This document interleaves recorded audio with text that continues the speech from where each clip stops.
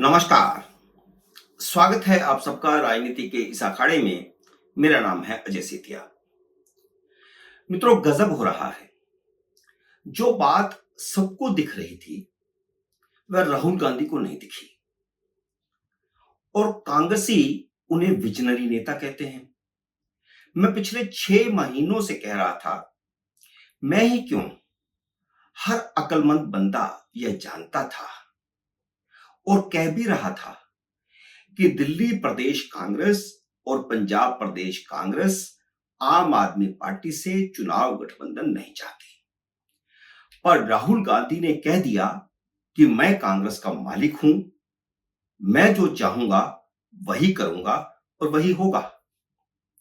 कांग्रेस कार्यसमिति या कहिए कांग्रेस चुनाव समिति मिट्टी की माथो हो गई।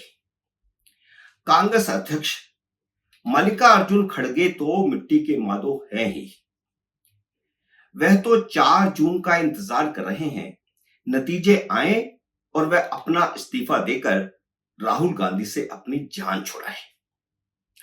खबर तो यहां तक आई है कि मल्लिकार्जुन खड़गे भी अरविंदर सिंह लवली की तरह तंग आ चुके हैं। राहुल गांधी आरोप तो मोदी पर लगाते हैं कि वे तानाशाह हैं, पर दिल्ली प्रदेश कांग्रेस के अध्यक्ष अरविंदर सिंह लवली ने पोल राहुल गांधी की खोलकर रख दी। राहुल गांधी यह समझते थे कि प्रदेश अध्यक्ष क्या होते हैं, वे तो गांधी परिवार के गुलाम हैं, जो हम कहेंगे वही उनको मानना पड़ेगा। अरविंदर सिंह लवली ने ऐसा बम फोड़ा कि राहुल गांधी के परखचे उड़ गए। पर दिल्ली से बड़ा बम तो इंदौर में फट गया, जहां कांग्रेस का उम्मीदवार अक्षय कांति बम अपना पर्चा वापस लेकर भारतीय जनता पार्टी में शामिल हो गए। सूरत में कांग्रेस के उम्मीदवार नीलेश कुंभकर्णी का पर्चा रद्द हो गया था और पर्चा रद्द होने के बाद नीलेश कुंभकर्णी गायब हो गए। तो कांग्रेस ने आरोप लगाया कि यह सब किया धरा भारतीय जनता पार्टी का है। लेकिन इंदौर के कांग्रेस के उम्मीदवार भाजपा के एमएलए रमेश मंडोला के साथ जिला कलेक्टर के दफ्तर गए और अपना पर्चा वापस लेकर के सीधे भारतीय जनता पार्टी के दफ्तर पहुंच गए। राहुल गांधी की ऐसी दुर्गति किसी ने सोची नहीं होगी। कोई कांग्रेस का टिकट मिलने पर विदेश भाग रहा है, कोई टिकट वापस लौटा रहा है। जिसके साथ जबरदस्ती की जाती है वह आखिरी दिन कलेक्टर के दफ्तर में जाकर के पर्चा वापस ले लेता है। जैसे अरविंदर सिंह लवली के बारे में कांग्रेस बोल रही है कि उस पर भारतीय जनता पार्टी का प्रेशर होगा, वैसा ही वह नीलेश कुंभकर्णी के बारे में भी कहती थी।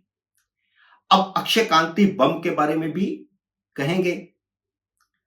इनके तो नाम पर ही बम लगा है, तो इन्होंने तो भारतीय जनता पार्टी के दफ्तर में जाकर के कांग्रेस का बम फोड़ दिया, क्योंकि भारतीय जनता पार्टी ने उनके नामांकन पर आपत्ति उठाई थी।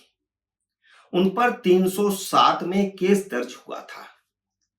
पर सवाल राहुल गांधी की अक्लमंदी का है। वह आंख पर पट्टी बांधकर टिकटें बांटते हैं क्या? अब इंदौर के कांग्रेस के नेता ही कह रहे हैं कि उन्होंने हाईकमान को सतर्क किया था कि आप इन्हें टिकट मत दीजिए, ये नामांकन वापस ले लेंगे। और इसके बावजूद अगर ऐसा कहा है और इसके बावजूद राहुल गांधी ने उन्हें टिकट दिया, तो निश्चित ही उनकी आंखों पर पट्टी बंधी है। इससे पहले रोहन गुप्ता ने टिकट मिलने के बाद पहले टिकट लेने से इनकार किया, यानी टिकट वापस कर दी, सार्वजनिक तौर पर कहा कि मैं नहीं चुनाव लड़ना चाहता, फिर कांग्रेस छोड़ दी और बाद में भारतीय जनता पार्टी में चले गए। राजस्थान में कांग्रेस ने पहले बांसवाड़ा लोकसभा सीट और बागीदोरा विधानसभा सीट पर अपने उम्मीदवार घोषित कर दीजिए, जहां पर उपचुनाव हो रहा है।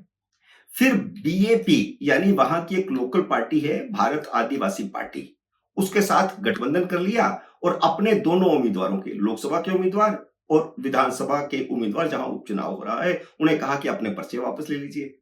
उन्होंने पर्चे वापस लेने से इनकार कर दिया। तो अब कांग्रेस अपने ही उम्मीदवारों का विरोध कर रही है। क्योंकि दोनों ने कहा कि हम तो पर्चे वापस नहीं लेंगे। तो कांग्रेस की तो ऐसे भथपिट रही है। कांग्रेस को इससे पहले जयपुर और भीलवाड़ा में भी अपने उम्मीदवार बदलने पड़े। दिल्ली में तो सबसे बड़ा गजब हुआ है। प्रदेश कांग्रेस अध्यक्ष राहुल गांधी का यह डिक्टेट मानने से इनकार कर दिया कि वह अरविंद केजरीवाल को कट्टर ईमानदार कहें। उन्होंने मल्लिकार्जुन खड़गे को चिट्ठी लिख करके कहा कि केजरीवाल कट्टर बेईमान है और भ्रष्ट है। हमारे लाख मना करने के बावजूद आपने आम आदमी पार्टी और केजरीवाल के साथ गठबंधन किया। हमने कहा था कि यह गठबंधन नहीं होना चाहिए। प्रदेश कांग्रेस की एक नहीं सुनी गई और इतनी बड़ी चिट्ठी लिखी जिसमें उन्होंने कांग्रेस के हाईकमान पर आरोप लगाया, केजरीवाल पर तरह तरह के आरोप लगाए कि वह झूठ बोलते हैं। कोई हेल्थ पर उन्होंने काम नहीं किया, कोई एजुकेशन पर उन्होंने काम नहीं किया। जो काम शीला दीक्षित ने किया था उससे भी बुरे काम किए हैं। उस समय तो बहुत अच्छे काम हुए थे। तो राहुल गांधी ने यह गजब ही किया है। और दूसरा गजब उन्होंने यह किया कि जिस कन्हैया को लालू यादव ने धुतकार कर बिहार से भगा दिया और राहुल गांधी को कह दिया कि अगर आपने बिहार में कन्हैया को कहीं से भी टिकट दिया तो कांग्रेस के साथ वह गठबंधन नहीं करेंगे। और उसी कन्हैया को राहुल गांधी ने दिल्ली से टिकट दे दिया क्योंकि वह तेजस्वी के सामने कन्हैया को उभारना चाहते हैं, जबकि उस पर देशद्रोह का मुकदमा चल रहा है। उसने जेएनयू में स्टूडेंट यूनियन के अध्यक्ष होते हुए भारत तेरे टुकड़े होंगे के नारे लगवाए थे। अब उन्होंने खुद नारे लगाए थे नहीं लगाए थे पता नहीं है, लेकिन देशद्रोह का मुकदमा उन पर दायर है और इसी केजरीवाल सरकार ने मुकदमा चलाने की अनुमति दी है। राहुल गांधी ने दूसरा टिकट उस उदित राज को दिया है जिसे मोदी ने 2019 में टिकट देने से इनकार करके भाजपा से भगाया था। 2014 में गलती से टिकट दे दिया था और वह जीत भी गए थे दिल्ली से, लेकिन 2019 में धुतकार कर भगा दिया। उदित राज ने राष्ट्रपति द्रौपदी मुर्मू पर अपमानजनक टिप्पणी करके कांग्रेस की भद्द पिटाई। वह सुप्रीम कोर्ट पर भी तरह तरह की टिप्पणियां करते रहते हैं, घोर सनातन विरोधी हैं। जब श्री राम जन्मभूमि का शिलान्यास हो रहा था, यानी जब प्राण प्रतिष्ठा हो रही थी, तब उन्होंने कहा कि 500 साल बाद भारत में मनुवाद की वापसी हो रही है। इन दोनों के खिलाफ कांग्रेस के वर्कर ही सड़कों पर उतर आए हैं। दिल्ली कांग्रेस के वर्करों का जंग मैदान बन गया है।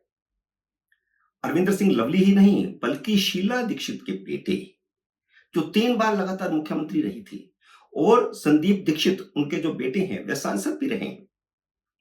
लवली और संदीप दीक्षित दोनों पार्टी छोड़ रहे हैं। आज नहीं तो कल वे पार्टी छोड़ेंगे। दोनों सशक्त उम्मीदवार हो सकते थे।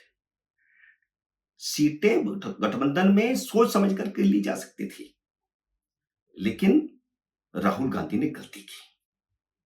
मैंने एक वीडियो में कहा था कि प्राण प्रतिष्ठा के बाद हर राज्य में एक मिलिंद देवड़ा होगा, लेकिन अब कोई ऐसा राज्य नहीं बचा जिसमें 10-10 मिलिंद देवड़ा नहीं हो गए हों।